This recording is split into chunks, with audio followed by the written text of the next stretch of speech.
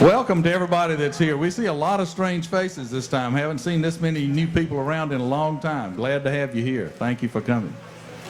We're with the Wendell Historical Society. I've got a little brochure if anybody would like to see one. Anybody wants to join, we've got applications available. Like to have you be a member, and we'll get you busy because 4th of July is coming up and we have a parade that we need to man. So we'll get some folks out of this crowd to help us, I think. Steve, are you around there, Steve? Okay. We have a museum. We're in the process of getting ready to open, but it's not quite there yet. We're waiting on a few things. We get them done, then we'll be a little closer. We have to have insurance before we can take over the property that the town bought, and we're waiting on getting that cleared up. We've had some little bumps in the road about that, but it'll be straightened out shortly. Once we get that done, we'll get some quotes on fixing it, and we'll start doing the renovations that are necessary in order to open a museum. So it's coming, but it's not here yet. So hang with us, and we'll let you in there just as soon as we possibly can. It's on the corner of 2nd Street and, gosh, I don't even know the name of the street. What's that street? It's right behind the Women's Club. It's 122 West 2nd Street. It's that place that used to be a rental house right behind the Women's Club. I'm going to hand the microphone to the front row down here because they have all the answers. Anything you need to know, they can tell you. They said to be sure and tell you it was Alec Wall's old house, which was built in 1908. Okay. So it's a historic building by itself, so that's where it's going to be. Okay, Steve, if you'll come up here right quick, I'll let you introduce our program. This is going to be a good one, it looks from the crowd. Well, thank you guys for joining us here this evening. I'm Steve Brown. I'm a member of the Wendell Historical Society. We're real fortunate to have such great weather and such nice facilities. We owe that to the folks at Wendell Falls, in particular Lori Shapiro and James Pierce. Were very gracious and generous in providing the facilities to us and helping us get set up. So thanks to Wendell Falls for that. The Society is very fortunate to have the opportunity to bring these speakers to you this evening. This is a local farm family that's going to speak to you about the history of tobacco farming and its importance to the town of Wendell. So I'd like to introduce Ronald Barham in the center here. His son-in-law, Randy Edwards, and Randy's daughter, Sydney Dunn. They're gonna tell you more about themselves as the program unfolds. So I'm gonna turn it over to them. All right. Well, thank you everybody for being here. It's so nice to see everybody. We're glad to see that you're interested in tobacco, whether it's you've had experience with it or if it's kind of maybe new to you. I just want to kind of have a disclaimer. This is not an exhaustive history of tobacco in Wendell. This is just kind of some memories and some pieces of the puzzle we've kind of put together between our 3 generations. And at the end, we'd love to, I'm going to walk around, and if anybody has any questions or any memories that this may bring up, just kind of jot them down or just remember them. And I want to hear what you guys remember too. I'm hoping some of these pictures will kind of trigger some memories that you guys have, and that we can kind of add to this collection that we're going to have kind of recorded some memories of tobacco in Wendell and in North Carolina. So to get started, we're going to go ahead and introduce ourselves a little bit, starting with my grandfather. I'm Ronald Barham. I was born in 1942 down here in Johnson County, raised on a tobacco farm. All the way up until 61, I went to work with Monk Hennison in Wendell. 66, I went to buying tobacco, and I bought tobacco. I worked for the Monk organization for 41 years. What we're going to try to do is go back and take you back to when it was a mule and all the way up to the modern times. And like you say, if there's any questions when we get to the end, feel free to call on us. I'm Randy Edwards. My grandfather, Dewey Edwards, which was Steve's granddaddy, and Jan And Aunt Mary Lou's father was a farmer there to start with at the edge of Wendell. And my father, Odell, and myself now, and my daughter and son and my brother's son, we're all going, and we hope to have it for another generation, but it's not looking too well right now. But we enjoy it, and we give it all we've got, and we just want to try to tell you. I see a lot of people though, like Richard Todd and Wayne here. There's a lot of people out here that knows a lot more about tobacco than we do in the audience. So when we get through, we want some help from the audience. And I'm Sydney Dunn. I'm 28. I was born in 1990. And of course, growing up with Dad, I've been around it my whole life, but I really got involved after I graduated from NC State and kind of came back to the farm full time. So I do a little bit of field work if they can't find anybody else, but mainly I do all the office work. So my Aunt Wendy helps me. So the office work is my strong suit. And this map kind of shows, if you're not familiar, the yellow pin is the town of Wendell, and our farm down here where the Edwards, that's kind of where our farm is right now, near Lake Wendell. And then the Barham dot at the bottom, that's where Granddaddy's family, where they were based when they were farming. All right, so to get started, so North Carolina is the #1 producer of flue-cured tobacco in the entire United States. And even more specifically, it's almost within like a 200-mile radius is where the bulk of the flue-cured tobacco comes from. And the main reason for that is our soil types and our climate.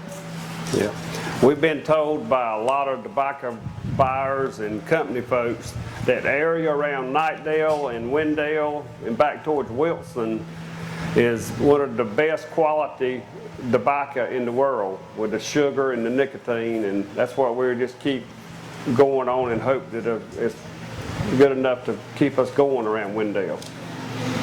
Yep, our tobacco that we can produce based on our soil types and climate is kind of some of the most, like the color and the flavor is what is kind of most desirable in the world right now.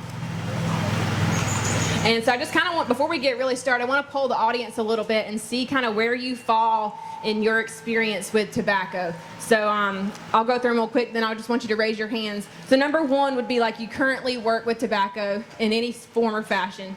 #2, you worked with it in the past. #3, your friends and family, you've heard stories your friends or your family have worked with tobacco, or 4, right now you just don't have a direct connection to tobacco. So #1, if you currently work with tobacco in any sort of way. All right, so #2, you've done it in the past. Whoa. Okay, #3, you've heard your friends or family talk about it. Oh. And then is there anybody who's kind of new to all of this? Okay, good. That kind of gives us an idea for how to talk. I appreciate everybody being here. So if you have any experience in tobacco, you know there's 5 easy steps to growing a tobacco crop, right? So, or at least that's how I've organized it for this presentation. So this is kind of how we're going to go through it. Seed and transplant, growing the crop, harvesting the crop, curing the crop, and then marketing it.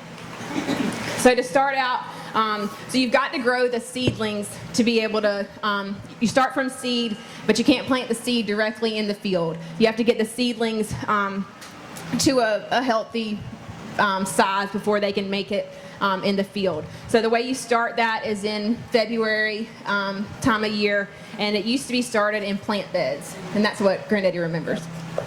Back in 48, 49, 50, you had small farms, and your plant beds, most of them were made around the edge of the woods and all, with the woods protecting you from your north winds, your southern exposure, and it was planted and wrapped up in canvas cloth. And then later on, we burnt the limbs and stuff like that to help produce an ash to keep the grass and stuff down on it. And this went on for several years, but into the 60s, they developed methyl bromide. And they went to gas and they put it under plastic. Well, and after it was treated, then they went back and tore holes in it and sewed it. And you grew them under plastic. Well, this went on for, what, Randy, 15, 20 years? Yeah, at least. And then in the 90s or early 2000s, they went to go into the greenhouse. And Randy knows more about that now. Yep, Richard Todd is the old pro around Wendell. Yeah, but This picture is from his farm, from the Todd farm. It's so once the This was from the plant beds. yeah, so once the plant beds were they clipped or pulled out or Yeah. so you pulled them all out. We used to pull them, and then we started mowing them, and then we started undercutting before we went to the greenhouse, and now. Like one bed, a 300-foot house like Richard Todd and Lake Wendell has now will grow like 150 acres approximately per greenhouse.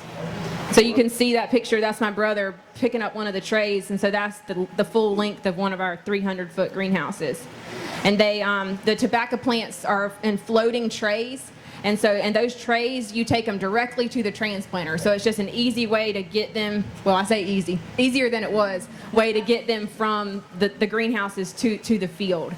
And just being in the greenhouse, it just gives you, you've got a lot better, control with obviously with your weeds and things like that. And also just gives you a better quality plant that has a better chance to make it once it's transplanted, and your timing is better. You have a better, you can control it more when you want your plants to be ready and take them to the field.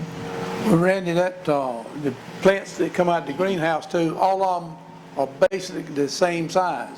Yeah. So you get a more even stand in the field whenever you get them out. See, we mow them with lawnmowers probably 15 to 25 times to keep them even and make them all the same to hold them back.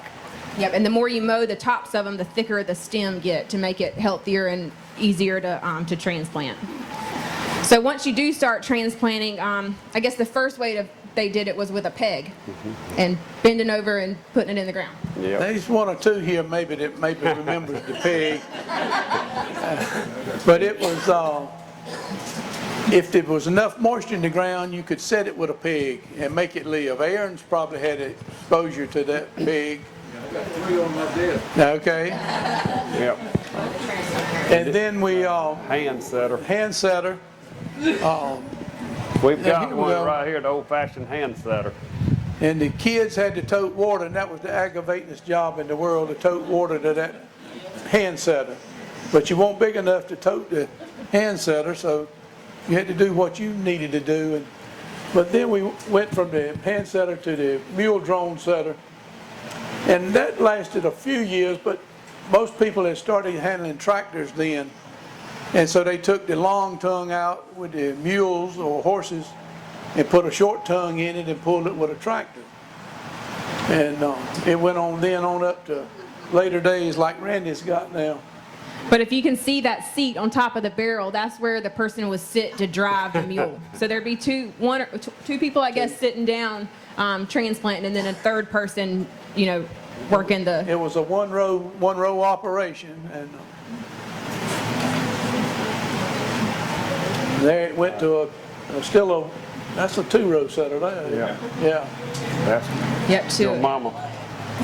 I bet so. Yeah. She said it was like that's the Cadillac. So yeah, to a ride-on mechanical transplanter. That was Sydney's great grandmother on there. On the far And right. her great aunt. Yep, Granddaddy's mom. Annie Ruth and Doris. Doris Barham. And that's Joel Pace driving, I'm pretty sure.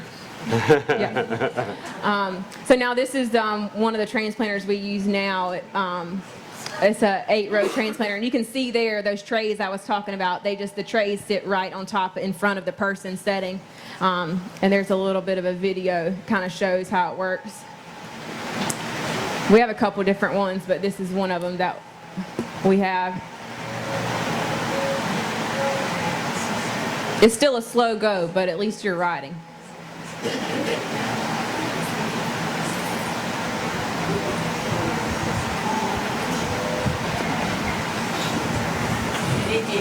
children and they followed the rules, so if somebody missed one, they had to clean up. That's right. Yeah, that's probably one of my earliest memories. Is I had a peg, but I only had to do like maybe one out of every 100 or so. But yeah, that just kind of shows that how we do that now. So after it's transplanted, now you have to make it grow. And a big part, if you know anything about tobacco, is topping and suckering. And Have we so got what cultivation in there? yeah, that's coming. Okay. So Everything was done by hand back there. You hand suckered. If it had worms in it, you picked them off.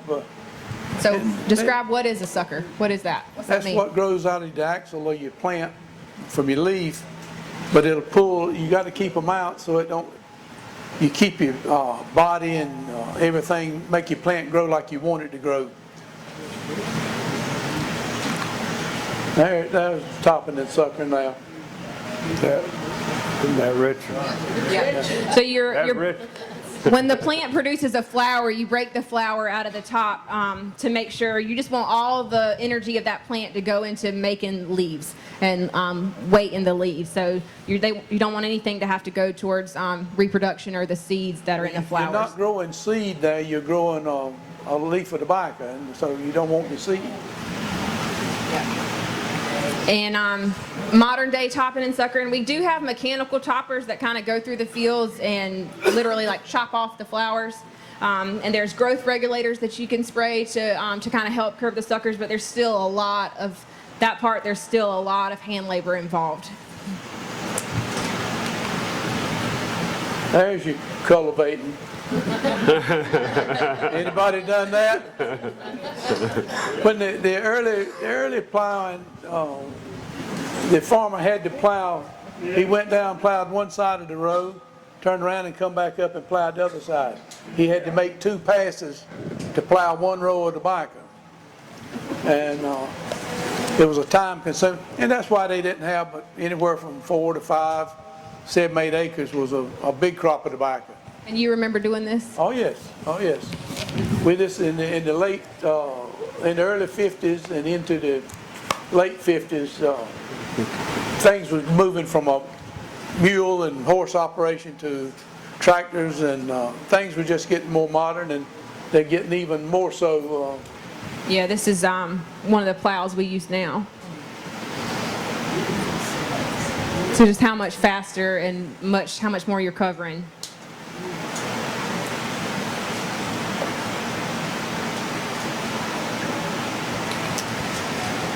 And this was another picture that I received from Mr. and Mrs. Baines.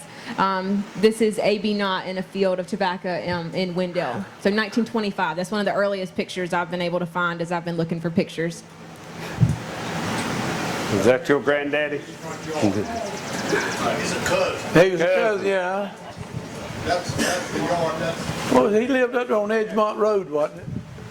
He did, but this part, his saying was where Hugh and Mary Jo lives, where Steve's mom and daddy's home. Okay, okay. You see the Lonnie Knott house in the background there. Like, Yeah. Old England Road. Wow. And so next thing to making things grow after you fight the tops and suckers, there's insects to control as well. And you can actually see in this picture a tobacco hornworm. And so what was your insect control? You walk through and you pick them off and kill them. And then later in the 50s and all, they developed dust and some poisons that was used by mechanical means to control the hornworms and flea beetles and different insects and all.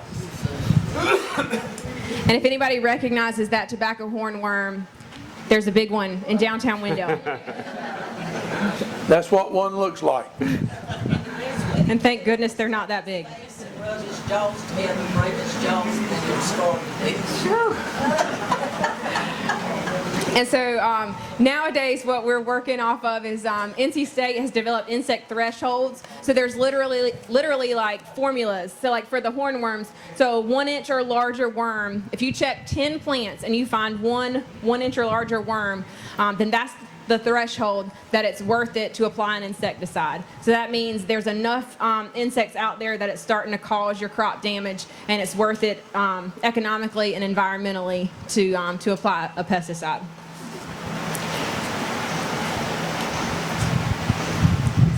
And then after insects is diseases. And so the caption on this picture that I found, it was from July 1939, and said, "Tobacco fields showing wilt. No remedy known for this disease, prevalent this year in Granville County, North Carolina." The Granville County, there's a lot of people, a lot of the farmers here and in this part of the country and east of here that in the late 30s and early 40s literally sold their farm in Granville County and moved east or south and east because they could no longer grow tobacco. Today they've got disease-resistant plants, and we also you have chemicals to treat with. Yeah, so in this description they just called it wilt, but now we call it Granville wilt because it was such a big deal in that area. And it's still something we fight today. This was on our farm a couple years ago. So it's still an issue and something that we try to prevent. And like he was saying, we prevent it with the varieties that are available. Some of them have resistance, and so we try to select that. And also fumigation is something that is available now for disease control. And so it's kind of, you can see in the video, you're like incorporating a gas as you bed the rows. And so you're incorporating a gas that's... well, it's actually a liquid, but it changes to a gas and comes out of it. And it does the work it needs to do as it comes out of the ground. Yeah. It still takes a long rotation between that and good agricultural practices. You on what? You try to be on a 3-4 year You need to rotation? be a 3, 4, 5 year rotation. But, it's amazing to me that we've come from a place where we can treat for something that at one time people had to move their farms, like close up shop and move because, it was such a big problem. So I feel lucky that we have at least, some methods. So when you harvest tobacco, for people who aren't familiar, when you harvest tobacco, you harvest the bottom leaves first because you want to harvest the most ripe leaves. So the leaves at the bottom are the oldest leaves on the plant, so they're the leaves that ripen first. And so that's why you start, you lug the plant, you take the lugs off first, and then the middle area is called cutters, and then the top are tips. And the top's most. Yeah. The leaf, yeah. Leaf and tip, yes. And that's where the bulk of your weight's going to come from, out of the middle of your stalk up. And that's what a whole lot of the companies now don't want the downstalk tobacco. They want the upper stalk. That's where you get your flavor and everything that where they can match up with other tobaccos from all over the world to come up with something that's desirable to smoke. They can buy the lugs and the thin tobacco so much cheaper all over the world that they just very little demand for the bottom of the stalk now. That's why everybody says, why do you leave so much or knock it on the ground? That's the reason. And so to harvest it, obviously most of it was done by hand for several years. Yeah. Well, from the 20s and on, 30s, 40s. And there again, you get back to that reason for having 6 or 7 acres at the most. It took such a amount of people to harvest it and take care of it. This was developed later on, a riding harvester. You had 7 people in it that they could harvest 1 to 2 barns a day, depending on what you're doing. But that helped. You could use, at that time, you could use kids. Of course, you can't use kids no more. But a lot of the kids, and I'm sure there's people here that was a summer job. You made money and operated it. And so they're sitting on the bottom of it. And Yeah. So how does that work? They just ride. And They prime it, and hook it in it's got a clip, and you hook it in that clip, If you're priming right-handed, you put it in the left-hand clip. If you're priming left-hand, you put it in the right-hand side. We even had riding ones in the 70s. The first 5 rack barns that my father Odell bought, we had a riding primer that the tobacco would go upstairs and you would rack the tobacco On top. on instead top of, and instead take, of tying it. the racks to the barn. That had 5, I think that was 1972 or 73. Randy has some of these now, a couple of them, but they hold. Yeah, bulk that, we've go back to the boxes. Now, we started a couple years ago trying to get a better quality and clean the bottom up to be able to sell it because we could not sell the bottom of the plant. And it worked for a year or two, but the demand has fell off so much now that we can't even sell it by hand, pulling it by hand on the bottom of the plant. All they want is the top quality, the back and top quality. And this is the one that's like sitting out front now. This is what most of them, like Jerry and Richard and most of us around this still farming now, is the Granville stripper and the Granville dump box.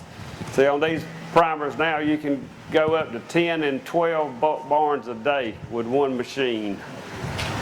And that's how much you weight in those barns? Some of those barns go up to 6,000 and 7,000 pounds Of dry tobacco. Dry tobacco. And your old Some of the tobacco big barns, excuse me, Randy, your old tobacco barns that we did by hand, you'd have 1,500, 2,000. 2,000 pound, In an old 5 room. 475. and you were lucky if you were able to do 2 barns a day. Now, Randy, how many barns a day will you pull? I think the most we've ever pulled is 13 or 14 a day with that one machine. And you can see this one's already been, the bottom's part of the stalk's already off, so it's just taking the top leaves and running it up into the box, and then the box puts it into the dump body on the tractor. We were talking earlier about, between us, you had 12 to 15, 10 to 15 people at the old stick barns to tie it and hang it. Randy still operates harvesting, what, still with that 10 to 15 people? Maybe 20. But But he's pulling, like you say, 10 to 12 barns a day of the heavier barns. And you can see there we have some school buses that are cut off with a live bottom back end to, that's how we transport it to the tobacco barns. And that would be the last tobacco crop in that field now, because it's got new houses in it now. You got to take a picture of that one and put it in history. Yeah.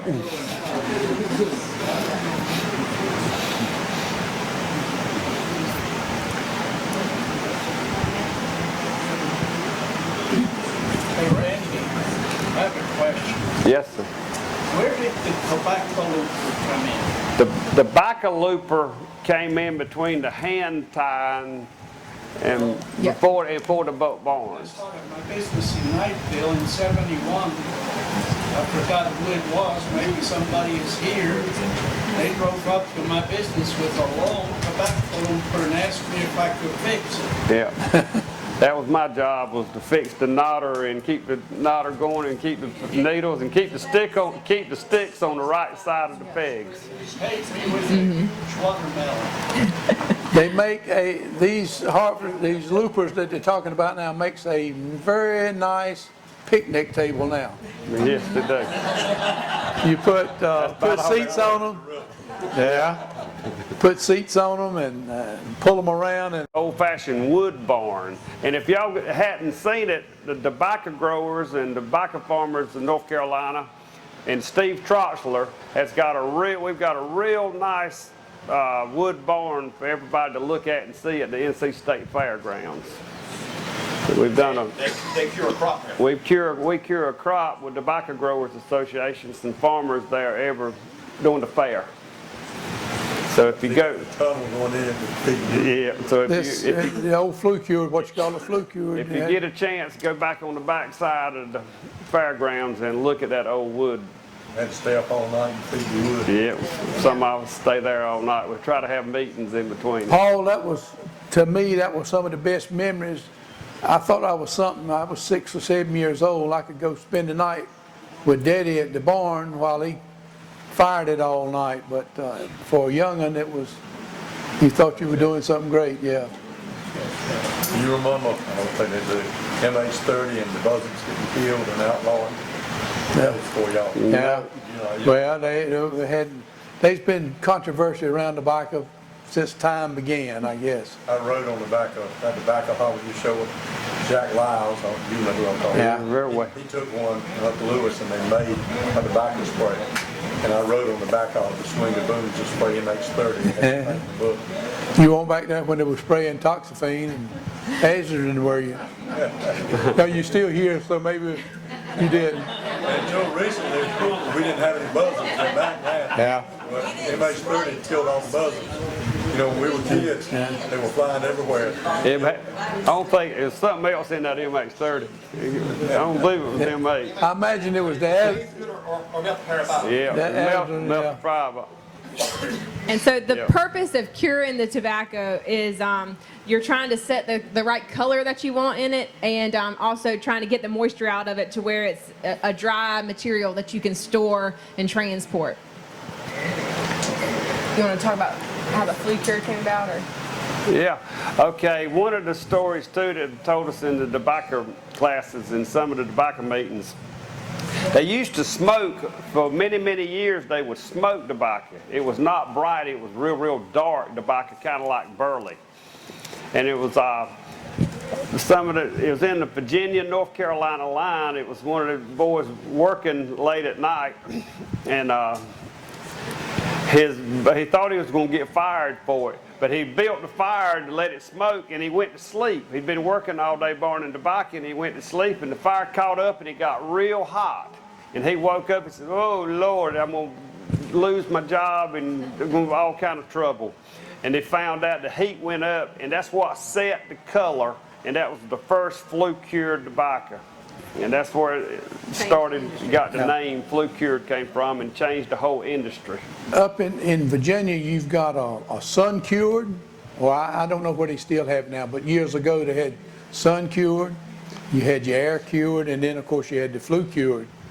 In the Burley, you've got dark fire, and there's several ways of curing tobacco and make it look different. Then of course the Flue-Cured will grow a yellow or deep orange is what the crowd wants now. So to get the heat, you had to start with Wood,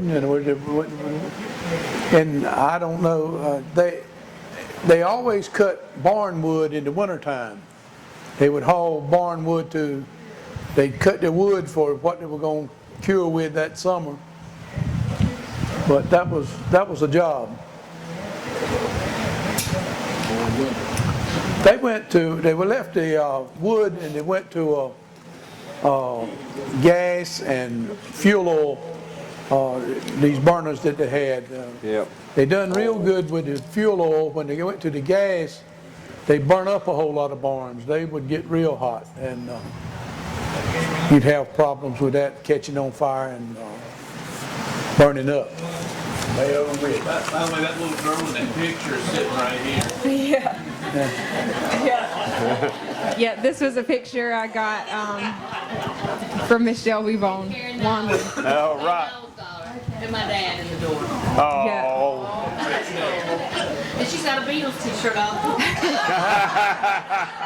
They were just getting together, you know? That was a day or two ago. And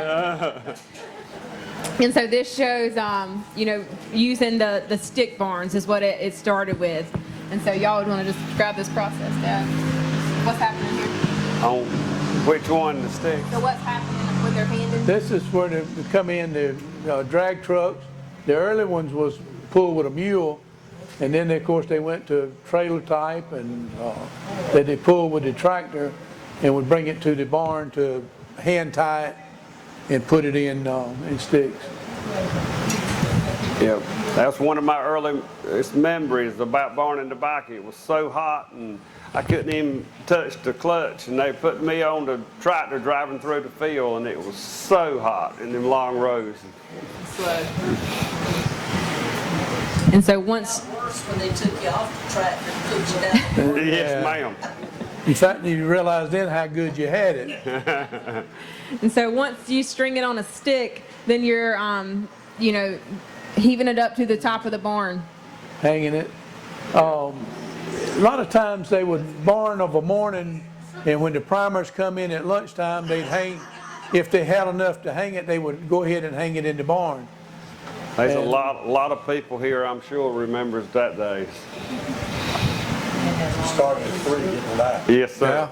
You'd have to take all of it out and stack it and put it in the pack house. Then you were burning up, then you went out and got wet and froze, and then 10 o'clock they brought you the Pepsi in the back of the house. That's right. You died and gone to The bed. RC Cola. And see now from everything I'm having to do with, you know, OSHA and accidents, when I see pictures like this, I'm, you know, just like, how in the world have we come from this to, you know, an OSHA form that I have to turn in every year, so. Yeah, that's the, Had as many large bags. That's true. I'm sure this is not an OSHA approved job, this guy. it's, yeah, Sydney's talking about her job not being strong, but the bookkeeping and the record keeping and the gap and all the stuff we have to do now, the paperwork is as hard as growing the crop of tobacco. The regulations. But there's a picture of you stick, the tying and hanging it. A lot of times they would stick it they'd have a rack that was covered with brush to keep the sun off of it, keep it from blistering it until the crowd would come in from the field and hang it. Now when you went to the looper, Pete, they fed it right out of off on the looper, and it went right in the barn. You did it all at one time. You didn't hang it up and then transfer it later on in the day. Now there you got a early buck barn and the old stick barn there side by side. Yep. And it made a transition from the sticks just like everything else did, and they went to the rack barn. And then Randy, when did you go to the box barn? The box barn started in the late 70s, I believe, the first long box barns.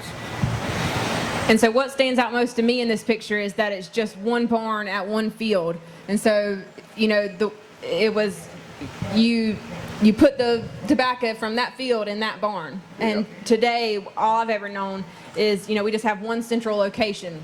So, you know, we harvest it from all the fields and bring it back to one spot to barn it. And this is kind of a little bit of what our loading a box now looks like. You still working with that 10 to 12, 15 people? That's what some of them say we lose and waste more tobacco now than used to make. Somebody at the facility would turn over that grade. Yeah. Oh. Why are you trashing My granddaddy would have a fit. it? It was an art, but And so once you have it cured and you know, you have your dry leaf out of the barns, the way so then you have to market it, and you have to get it to market, and you have to present it, and then, you know, hope people will buy it. So I went to buying tobacco in 66, and we bought in Georgia, you were loose leaves, but we were still in the late 60s. They were still selling bundled tobacco here in Wendell and in the east, and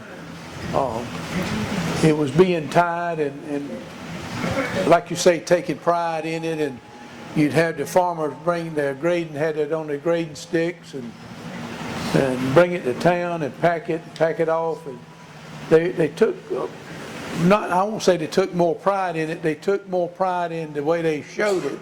Now, you just got to have the right kind of tobacco. You don't have to have any showing part.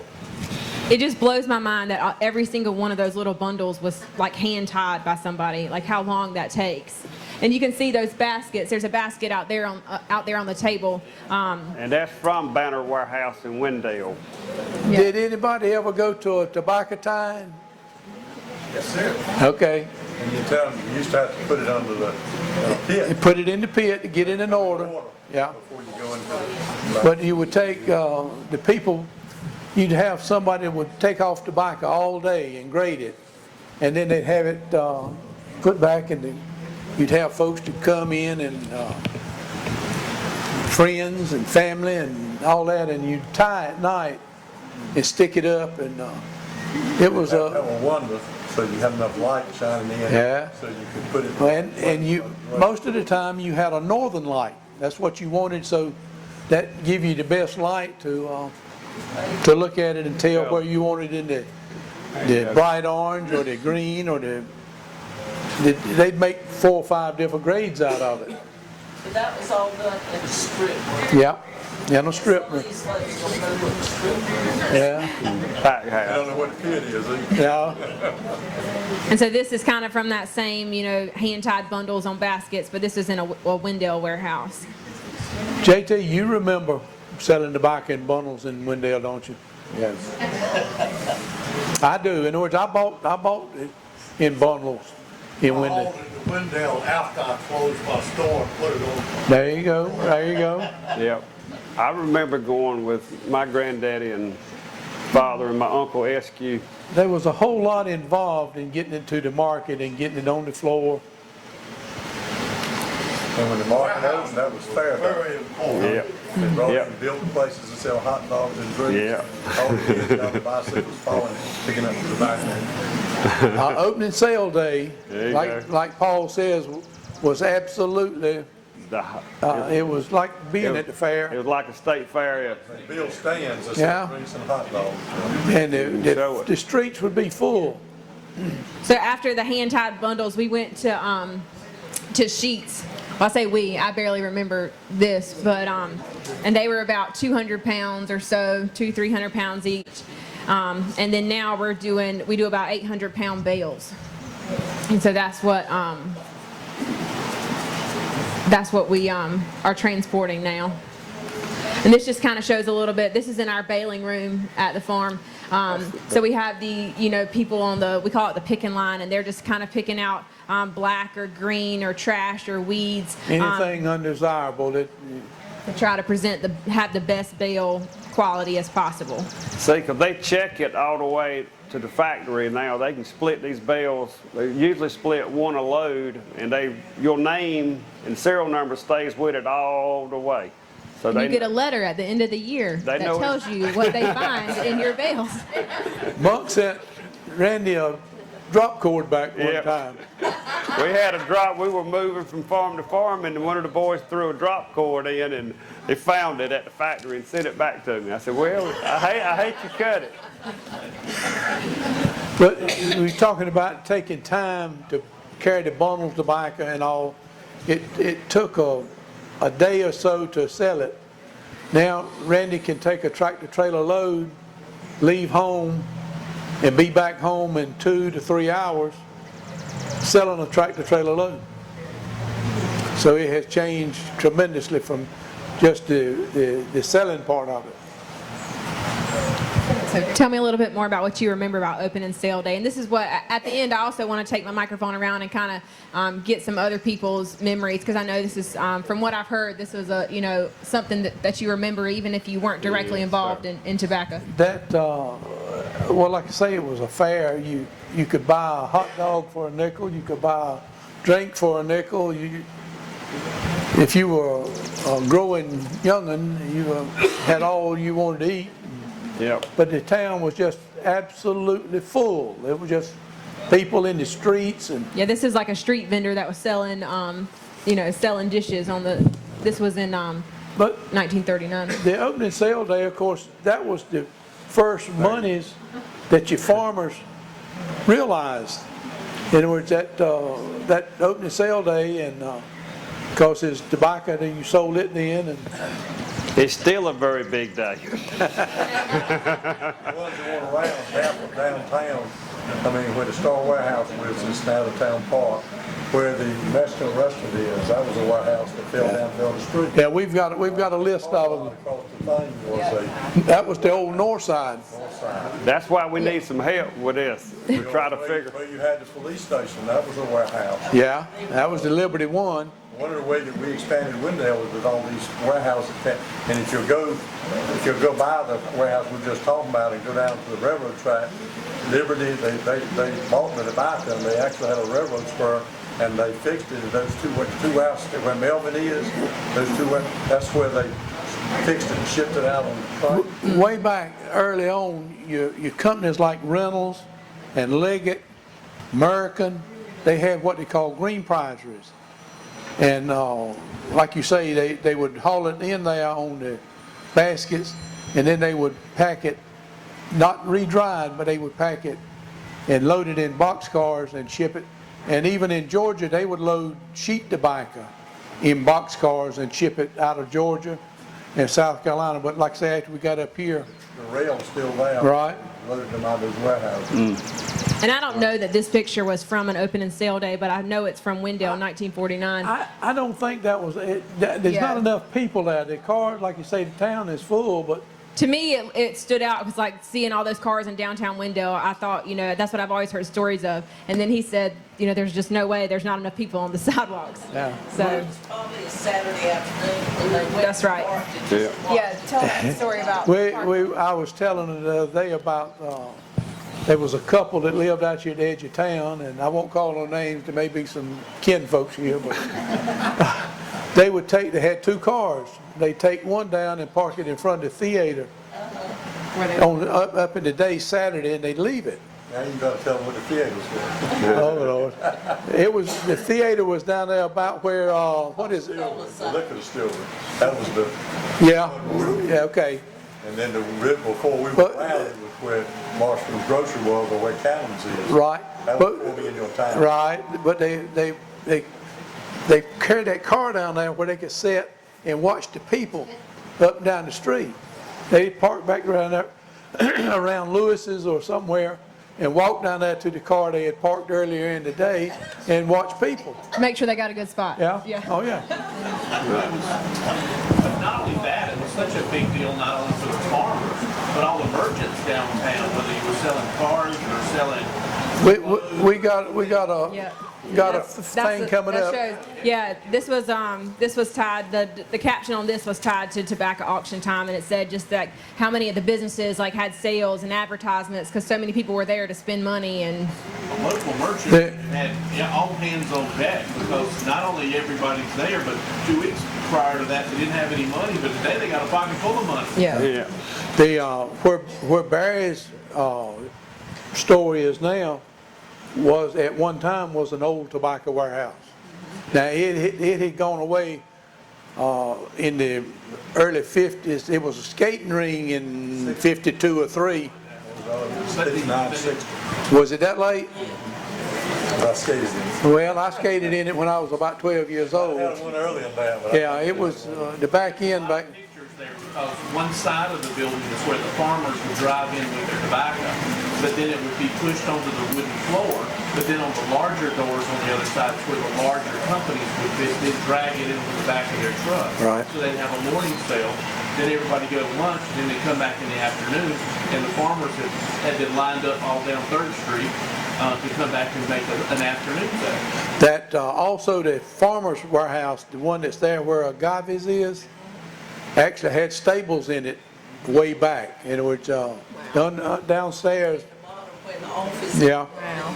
and it had where you could bring the horses or tie the mules up and all. No camping building across the street, across the alley from ours. It still has the hooks on the wall and hay in the loft and things like that. That would be old John Camping building where they have horses. Yeah, Actually, it was mule trailers. but now, And we kind of have a list of like all these. This is a picture from Durham, North Carolina, but it just kind of shows the warehouse district and how it was all, how much there was in Durham, but also, so these are the ones that were all in Wendell.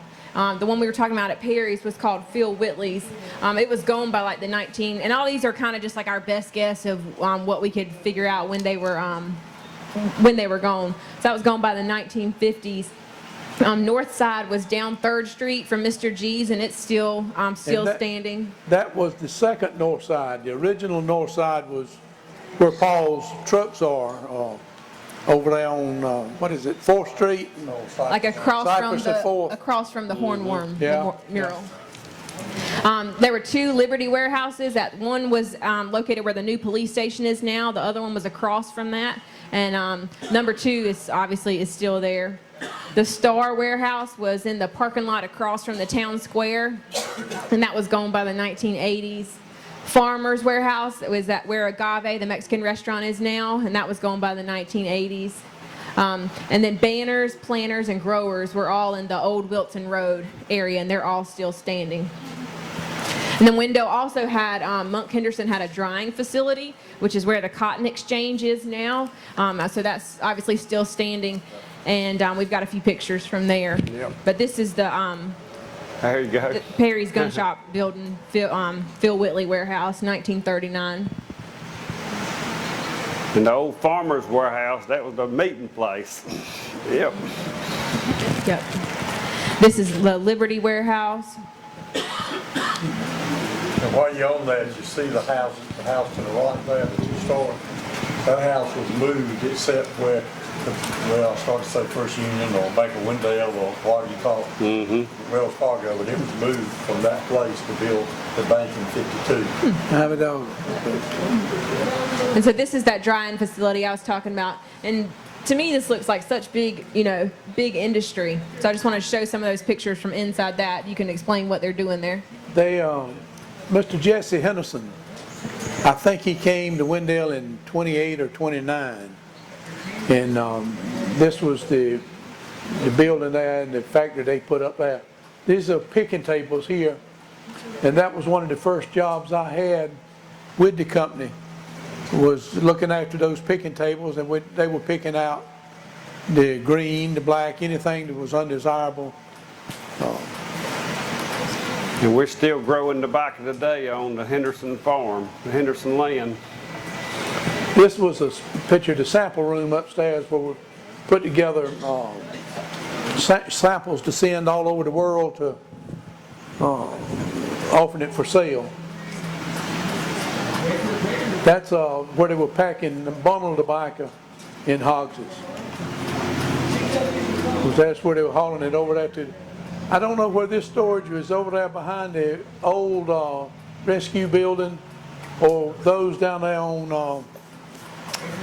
what's this street down? Yeah, Short Street. Yeah, off of Short Street. Yeah. They were storage buildings there.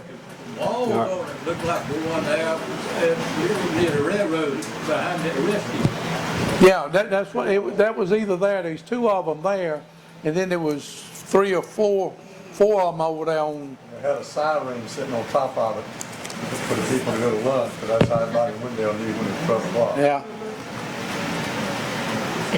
Just to kind of give a comparison to how the Wendell market compared to other tobacco markets. So Wendell had 1 to 2 sets of buyers. Lewisburg and Fuquay, same thing, 1 to 2. Smithfield and Rocky Mount both had 2 sets of buyers. And so what we mean by sets of buyers is, so there was a group of... Each company had a representative, or where there was 2 sets of buyers, they had 2, 1 for each set. But so there was just that much volume of tobacco that they had to have two representatives from that company to be able to process through all that tobacco. And so Durham had 3, Danville, Virginia had 4, and then Wilson was the biggest market in our area with 5 sets of buyers. Yeah. Right. The Wendell said, And They, then, I'll tell you a little short story about that. The people in Wilson was raising sand, fussing about the Wendell set of buyers that was going to Wilson. Come to find out, they got to run into averages. The Wendell set of buyers was averaging more in Wendell, and when they went to Wilson, than the other 4 sets were. And they hushed fussing then. This was, you've got 2 types of buyers. You've got your domestic companies, which was like Reynolds and American, B&W, Liggett Myers, Lallard, Philip Morris. They are the ones that made cigarettes. Then you had your dealers, and like Monk Henderson, K.R. Edwards, Universal, Standard, Thorpe. They bought for the foreign trade. And of course, they bought some for the domestic trade also. And then even on that, you had some what they call speculators or pin hookers that bought and resold. And What was E.R. Sykes? He had it. he was a dealer. He had it in the top of the building that we're doing now. Right, right. Had his license on it. Yeah, they were a dealer. In other words, they never had a set of they never had any buyers. They would get somebody else to buy for them. And those buyers used to come to Wendell and rent. I know when I was a kid, they rented upstairs for the house to a buyer, same buyer every year. And that was all over town. Had no hotel. You went off, when I first went to Georgia, the first year I went to Georgia, I stayed in a hotel, the Swainsboro Hotel. I paid $7 a week. Robert Dean and myself shared a room. It cost us $14 a week. But now Monk Henderson give us $35 a week living expense. And you could live on $35. Yeah. Randy, did you ever have your daughter like sit on piles of tobacco so you know where the tobacco was? We tried. Wow, who could not buy? This picture is kind of showing the auction system, and all the tobacco that was sold in Wendell was through the auction system. So this is obviously an early picture when it was still hand tied, and then this was in the Star Warehouse in Wendell. That's Graham Dean on the left. Yeah. These came from Mr. Lorstein. Well, Graham. And that's Norman down further on the right. There you. So that's Granddaddy's second one. That man in front of me there was a Liggett buyer, and the man behind me was an American buyer. Oh, God, I had dark hair back then. Yeah. Sydney, what year did the auction? Yeah, I'll show you. Yeah, that's coming up. And so this kind of this is the only video I could find that kind of shows how that auction system worked. And I apologize for the cinematography, but I was about 11 years old when I took this. So This is where she started her. yeah. So I remember Mom gave me the video camera. She's like, because she knew the auction system was being phased out, like you said, around this time. So she was like, Sydney, take this camera and you go. Make sure you, and I can't believe you let me go. Because I mean, all these men, I feel like they're all so concentrating, and it just seems like such serious business. I know like some 11-year-old girl like with a video camera was really welcome. And in one of these videos, you can hear Granddad say, make sure you stay back, stay back, stay back. But this kind of shows a little bit.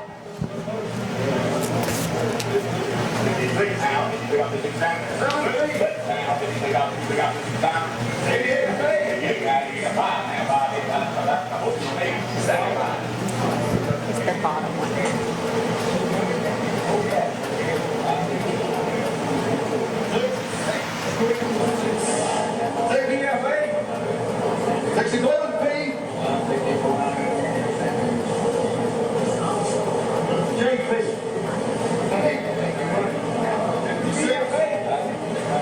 That was in Wilson.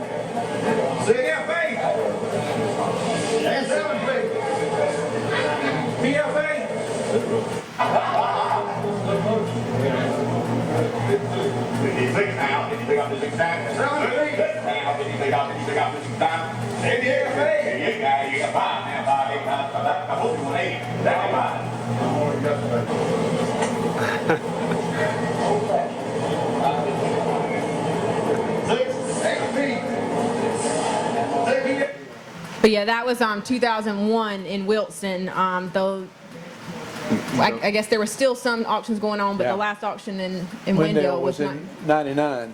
Yeah. That's when Wendell closed its market. Like when the auction system kind of phased out, it was kind of around the same time as the tobacco buyout. So that was 2004. And just to kind of, I don't want to get too technical, but just to kind of give a real quick overview, this is the first time I've ever written it out and understood it myself. So just to kind of how that happened. So first off, the government assigned allotments to the landowners in the 1930s, and it was kind of a way to control the volume that was in the market. It was intended to help the farmers and to help to keep the price stable. And so then the farmers would purchase the right to grow these pounds from the landowner that had the allotment. And then eventually, so this was the 30s, so this lasted, 70 years until in, early 2000s, there was kind of a push for the government to get out of the game and let the market kind of be what it would be. And so then those allotments were bought out over a 10-year period. And the funds, it came from the tobacco companies, and it was just kind of handled by the federal government. For a long time, early on, you had a stable market, and in the way the world was back through the 30s and 40s and all that, that was one thing that made the U.S. tobacco sell good. People all over the world could come here and buy tobacco every year, where a lot of places they liable to have an uprising, and you just didn't have a source of tobacco. But now we've taught them how to grow it all over the world, so it's working on us. So a lot of people from Wendell went to other countries, especially to Canada, to teach them how to grow and cure. They were doing pretty good over. They went to Mexico, they went to Brazil, they went to all over the world. Brazil and Zimbabwe is wearing us out now. Yeah.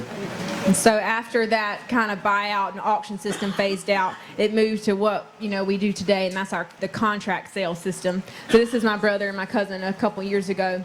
So this is those are our bales of tobacco that we've taken. We're taking them, we're contracted directly with the company.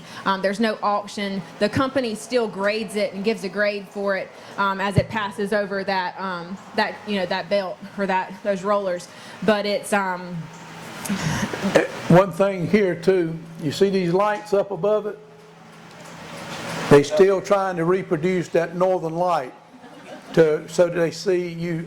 It just northern exposure lets you see the different things, good and bad. That's why all those skylights are in the top of the warehouses. No, yes, that was part of the reason, but They see green a mile away.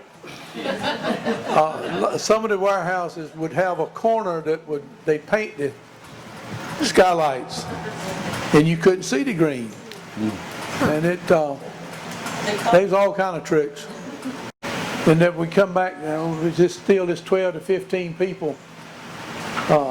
That's amazing to me, the same group of people, what they can put in, and then what they're still putting in with that 12 to 15 people, but the amount's so great, more than what, it's 10, 20 times, 10 times, 12 times. You got to do that to compete with what you just said. That's what these numbers. You can hire help in Brazil for $1 a day, $2 a day still. And hit that. Yeah. So to kind of talk a little bit about the culture around tobacco. So in 1965, when they started tracking, smoker rates, I would assume it was higher even before this. But 42% of people, U.S. adults were smokers, and now it's down to 14%. And I just want to kind of acknowledge, like we understand that that smoking and using tobacco is definitely unhealthy, and we don't encourage any of our friends or family or anybody we know to use tobacco products. But at the same time, we also enjoy the fact that we have the choice to be able to have a cigar after supper. Not myself personally, but I'm more of like a glass of wine or like a dozen Krispy Kreme donuts or something like that. But we have that option, to that choice to have that, and Still a legal product. yeah, it's a legal product, and we appreciate having that choice. And at the end of the day, it was a major player in developing the town of Wendell and personally our farm. Without the tobacco crop, I don't know if we couldn't do it, but it'd be hard. very hard. Going overseas now. Very, just Yeah, because about we also grow soybeans and wheat and sweet potatoes and other things that are going, into the food supply. But the tobacco is what, pays the bills to make us be able to grow those other crops. And, when you think about that, and worldwide, there still are more people today that smoke than in 1980, and that's mainly because of China. the populations of the foreign countries are growing faster. Even though their smoker rates, even though the smoker rates are declining, the population is growing so much that there's still more numbers of people smoking. China is the largest grower of tobacco in the world. They grow more tobacco than the rest of the world probably put together. They do. But they're also the largest consumer of tobacco products in the world. So Those foreign markets are why it's so important for us to have those, that trade open Yep. with the And other. seeing That's kind this- of where we're in a pickle right now. Yep. Have you got the amount of taxes that's created from each one? Yeah, we'll get to that. All right. See, this is the biggest problem we're facing now in 2019. We're definitely industry in crisis. We've had the weather issue with 2 hurricanes last year. We lost over 100 million pounds in 2018. And a new record rainfall in parts of North Carolina with over 110 inches. We only marketed 286 million pounds. And after 1997, after Hurricane Fran, we were over 1 billion pounds. That's 268 to 1 billion pounds difference. And the trade battle between China and U.S. is just really working on us. It's 65 to 80 million pounds. This void of demand is significant. It's unbelievable the pressure it's putting on us. And as we enter into the 2019, the tariff dispute is still ongoing, and we have no orders as of today with China. So that means China hasn't, how much did China? They've been buying 65 to 80 million pounds of the best quality, highest priced tobacco, because they raise more tobacco than anybody in the world, but they need some real good flavoring to go with it. They've been using a little bit of our high quality tobacco to make theirs taste like a U.S. tobacco. And then the biggest problem we have right now is Brazil, like I said a while ago. The real is like 4 to 1, and the U.S. dollar is so strong that it puts like Brazil tobacco today is 75% cheaper than ours. So having a strong So U.S. dollar, it benefits us as consumers, but on the ag front, it's the other countries can buy it so much cheaper from On the not from us. soybeans and the tobacco, we're just really getting worked on strong. And Brazil is predicted to grow a 1.4 billion pound crop this year. But you still got the butter quality here. Oh, yeah. What's keeping it alive? Yeah, They but if you can get 4 pounds to 1, you can make that work. It's what's happening. The closest to quality that can come. Like when you go by a tobacco warehouse in China, there's no smell to it. Yeah. There's no quality. It's their climate, their environment to grow it in is terrible. Like when you smell that, you know what that smells like, and that's only going to come from the U.S. And I've been to warehouses in Brazil, and they look like crap. Sell it to her. A while ago, we were talking about the Monk Henderson plant.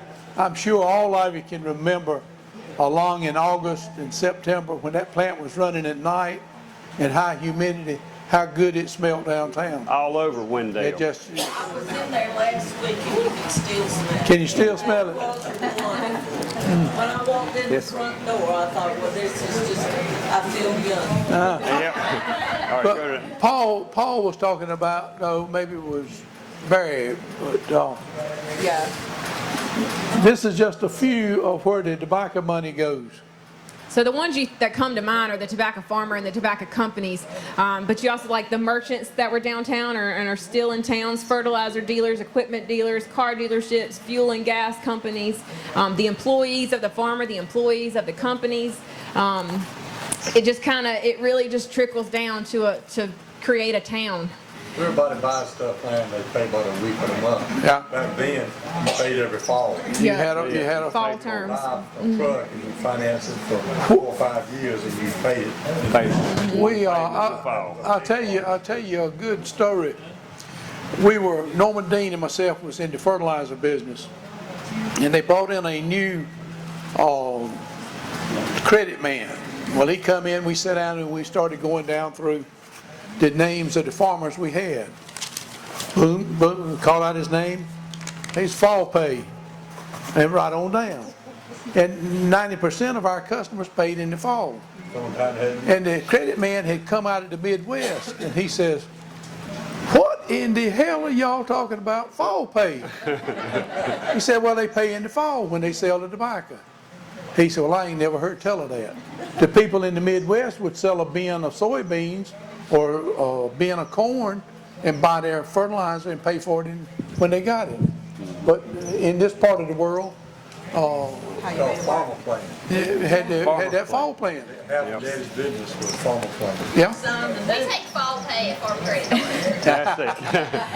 And there's also, I don't have bankers on here.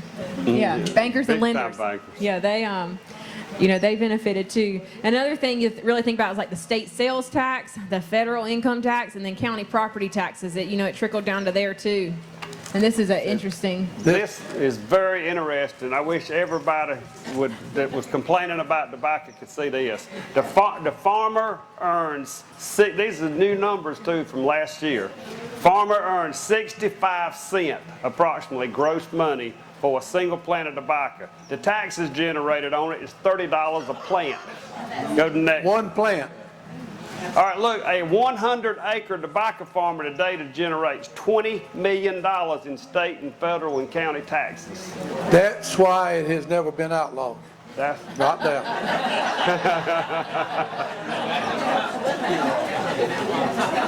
And seeing those taxes go back to, to help, schools and roads and people that have no connection to tobacco whatsoever. So it just, it is, like you say, a hot topic, but it does. It really. R.J. Reynolds, Philip Morris, all your cigarette companies, they write a check every 24 hours for the number of stamps that they print or they put on packs of cigarettes. They have to pay for it every day. Every 24 hours they write a check for it.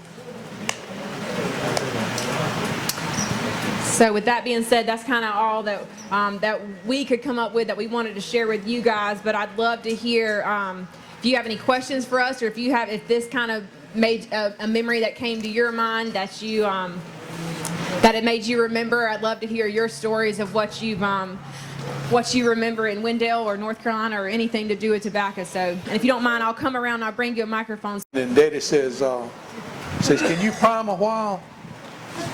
I said, "Yeah, I can prime a while." He said, "Well, I'm sure." This was the crowd didn't show up on Monday morning, and we went to priming about 11 o'clock. They had done brought the Pepsi, but the monkey like to got old Ronald. Now I'm gonna tell you, he won't used to that priming. Yeah. And that's why you went down on your knees. Walking on your knees. You ever done that? Yeah. Well. That was weak. Anybody else? Talk about the trade war. You're talking about the trade war with China. Where are they going to get the tobacco from if they don't get it from the U.S.? Brazil. Guatemala. Zimbabwe. But the quality isn't as good, is it? Zimbabwe is very close. We have taught them that their climate and soil is close as anything in the world around Wilson and Wendell and Knightdale and Lewisburg. China essentially went in and propped up Zimbabwe. Yeah, so that they have the supply. Yeah. China has just about bought and looked after and funding Zimbabwe. And then same for Brazil.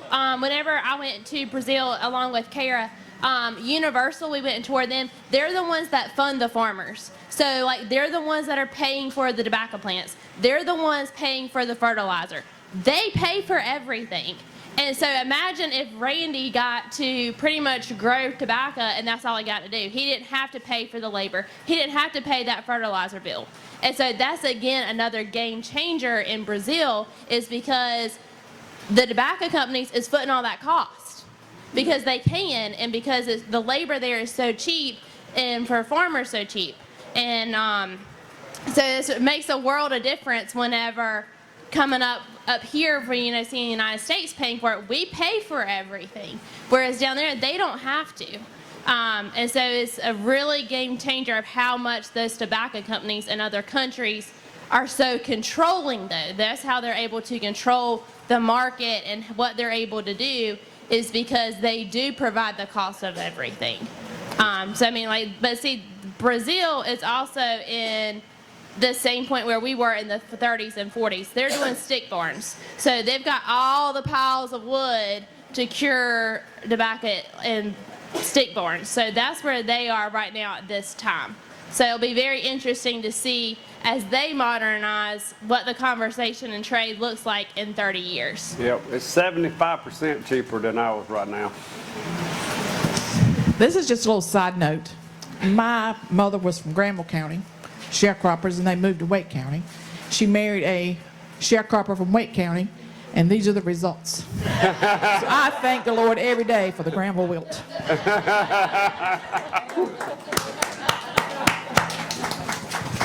There's another aspect of this it's often overlooked. My father was a federal tobacco grader, and there were a number of tobacco graders that were in Wendell. It was Marion Veazey, just a number of them.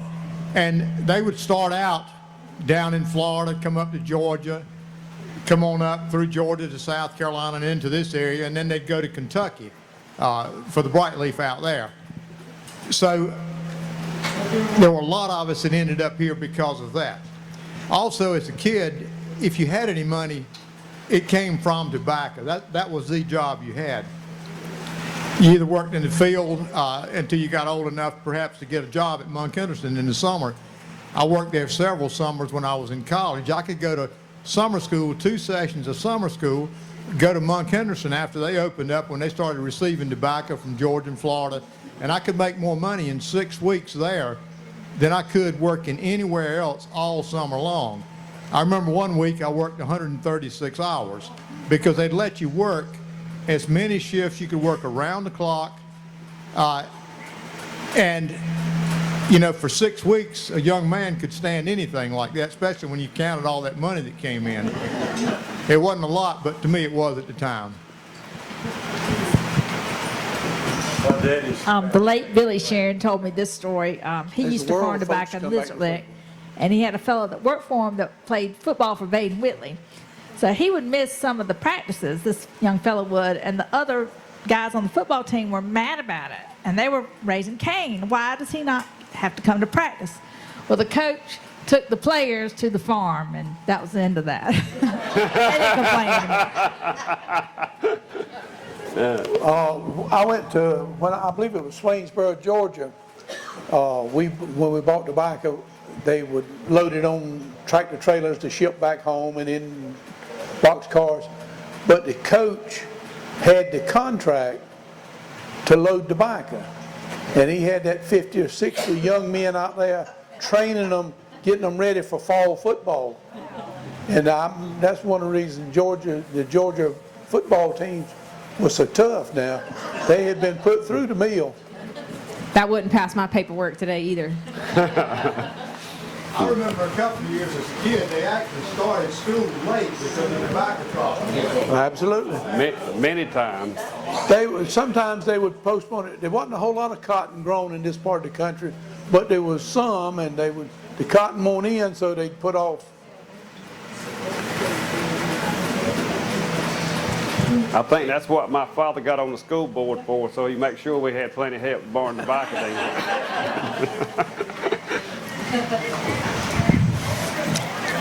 I'm one of those like Randy, actually we're cousins anyway. Yeah. I think I was 5 years old when I started driving a tractor in the field.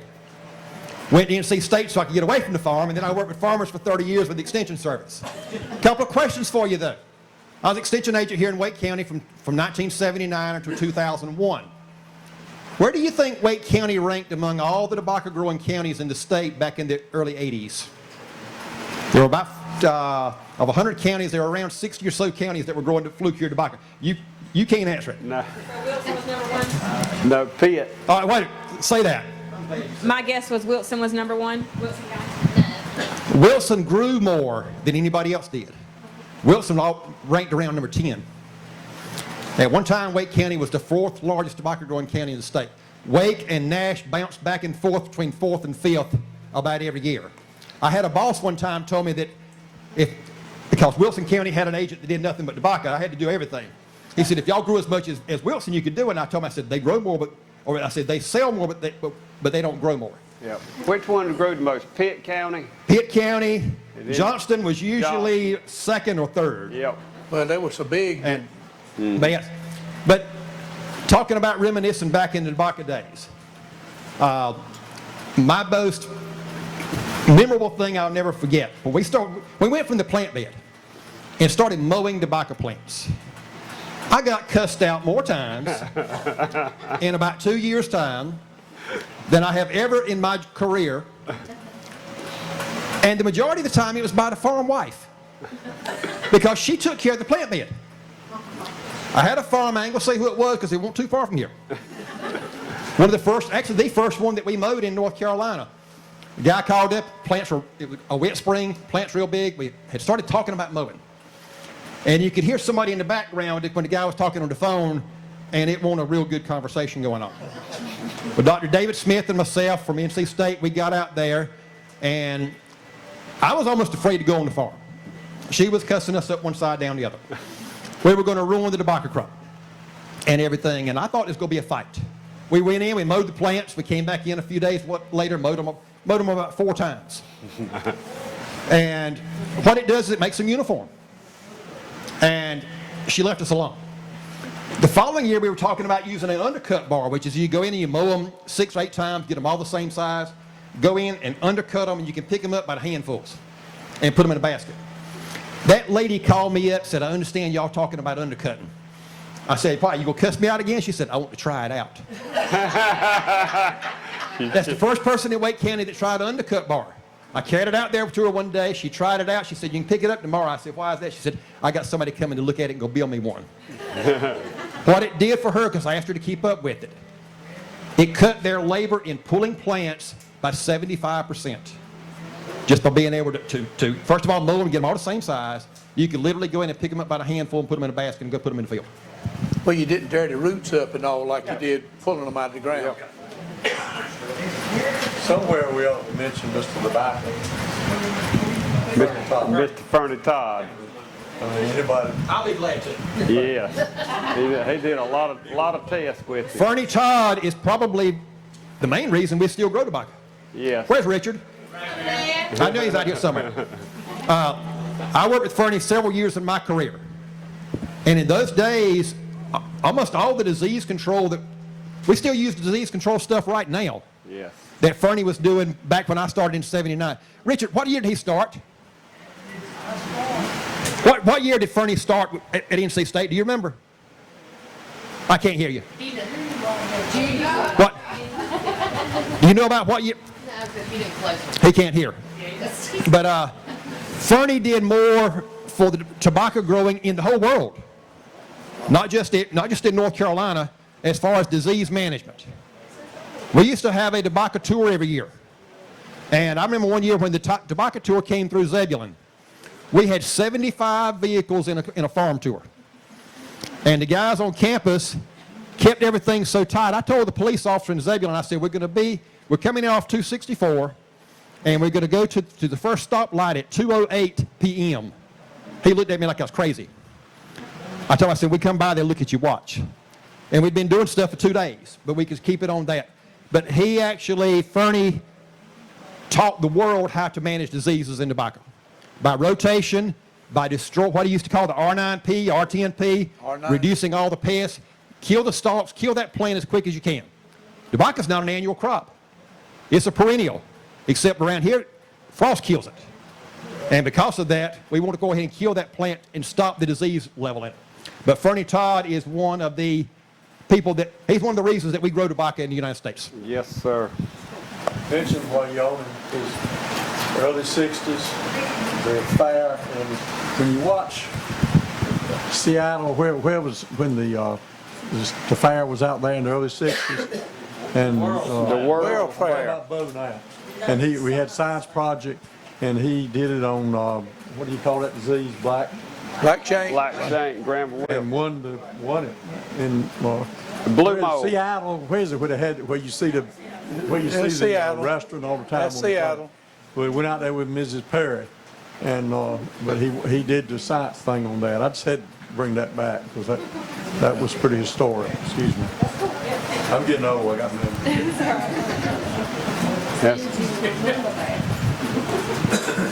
Yes, sir. Does anyone here know the poundage per acre in 1932 and what it brought per pound, and what the poundage is today and what it brings per pound? I think this. 800 pounds and 3 cents a pound. No, it was more money than that, but it was, you end up What was that price again? 3 cents? a little more than that, wasn't it? Per acre? 3 cents per pound. And 800 pounds. And 800 pounds per acre would be my guess. $24 an acre. And a farmer, a man and his wife, could tend 3 acres. That's about $75. And he'd give the landlord half of that. And that was his money crop for the year. But he can make Now- a now what's living at it. What's the price of a pound of tobacco today, and how many pounds per acre? I think the contrast is going to be. Well, it's just like you went back to them taxes. Yep. Right here, I got the numbers from last year. We see because of the hurricanes and the disaster, and all that last year was 1,729. But the year before that, on a good year, was 2,100 pound average. And that was 2 bad years in a row. But the average now usually is 2,400 or 2,500 pounds to the acre. About, if you don't make $2, you're in trouble. $2 a pound. If you don't average $2. $2 a pound, 2,500 pounds. Price of tobacco's going up a little bit. But the price of $5 an acre. the price of the input cost has gone up drastically too. You could buy. When I went into fertilizer, started in the fertilizer business, I was selling $3.99 for 71 or $2 a ton. It's $400 and some a ton now. You can and if you put organic on it, it's $1,000 a ton. You can spend $1 million before you blink your eye. There you go. You can buy a new Impala for $2,600. There you go. So it don't make sense. It's all of it's in proportion. But the top yield, we have gone up to 3,000, 3,500 pounds today. On small acres, you cannot average that. Hard to average. Tractor farming helps out. Well, it's built. I dare say that it's helped build the churches. It built Durham, and it's built several towns that the tobacco money has. Yeah. See, yeah, that's right. We're set up to grow the smallest crop this year on the Flue-Cured market than we did since the year after the Civil War. If China will come back into the market, it'll help some, but it's a tough time. When the Duke started, when they built Duke and Durham and everything up there, he started in New Bern, the Duke, and came to Durham and set up all the people to buy tobacco to start mass producing tobacco in Durham. We're going to grow the same amount of pounds this year as they did that year. And it was all done with mules. Hey, Randy. Yes, ma'am. And have to let air out of the tires so that tobacco would go under that overpass. He said that would just, well, he was hauling tobacco for he farmed during the day and then hauled I've tobacco heard Mr. RB say that many a time. So, yeah. One thing I want to say is family, it was family oriented back then. Everybody said they didn't want to ever do it again, but look how many people here reminiscing right now. I worked for RB Hopkins when I was little. She cooked lunch with her mom. Kathy was always at the barn. No, now I can tell you this. I can back a tractor with 2 trailers behind it wherever you want it. You go, girl. Because my daddy made me learn how. And the first time I ever backed a boat down a dock, all the men sat there and went, you know, they just couldn't believe I could do that. But I could handle 2 trailers. That's how boys learned how to use the clutch for the cars they were going to have later. That's right. They were driving Flue-Cured tractors crushing tobacco when they were 12 years old. That's right. They learned how to change gears and use the clutch. So later on, that's how they drove cars. Yep. They used to put a little 2x4 with tape on it, and that's where we couldn't even reach it. I had a tobacco stick. When the times got tough and everybody had to go to town to take tobacco, we had tractors and the trailers, and the only thing that was left was my daddy's old black. It's about a 51 pickup. And it's the kind that had the starter in the floor. Well, I couldn't reach the starter and the gas pedal and the clutch and the brake, so I had a tobacco stick to push the starter. And when you would ride past Alec Wall, you'd sit up real tall, so he wouldn't know you were only about 12 years old or 11 years old driving the Well, pickup. bless his heart, he wasn't much taller than a 12-year-old. And her at that farm, the Star Warehouse, I've seen them back up on 3rd Street to Pool Road all the way past the bridge, going back toward that farm, lining up. Unload tobacco. Yep. That's what we sold. If anybody has any idea of the number of warehouses, and if we missed any of them, we would love to have some help to try to update that list or try to come up with all the warehouses that has been in Wendell. Well, now that we were close on what was operating, except like I say, Perry's that went out of business before modern times, I guess you want to say. All right. All right. Well, I appreciate y'all being here. Please grab a drink and a snack before you leave, so we don't have to haul it back to the truck. But we just wanted to also just thank.